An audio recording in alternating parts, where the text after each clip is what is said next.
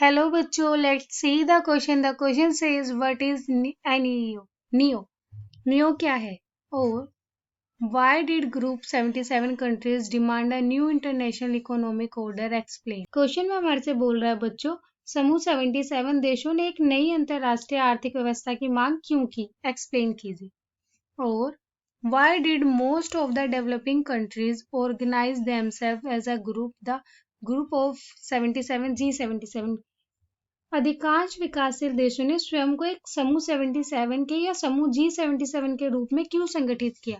की concept of this question is new international economic order. It is a set of proposals advocated by developing countries to end economic colonialism and dependency through a new independent economy.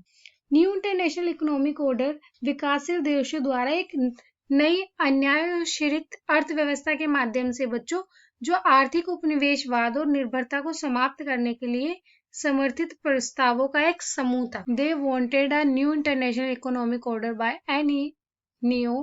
They mean a system that would give them real control over their natural resource, more development assistance, ferries, prices and for raw materials and better access for their manufactured goods in developed countries market. वे एक नई अंतरराष्ट्रीय आर्थिक व्यवस्था चाहते थे.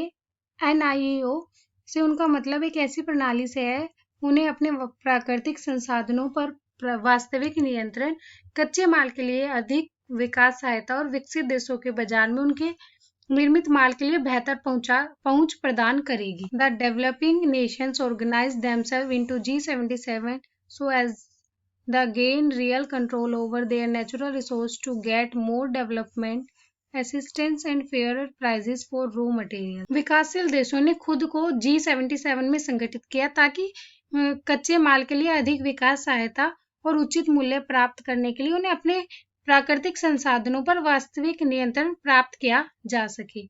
Hope you understood it well. Best of luck.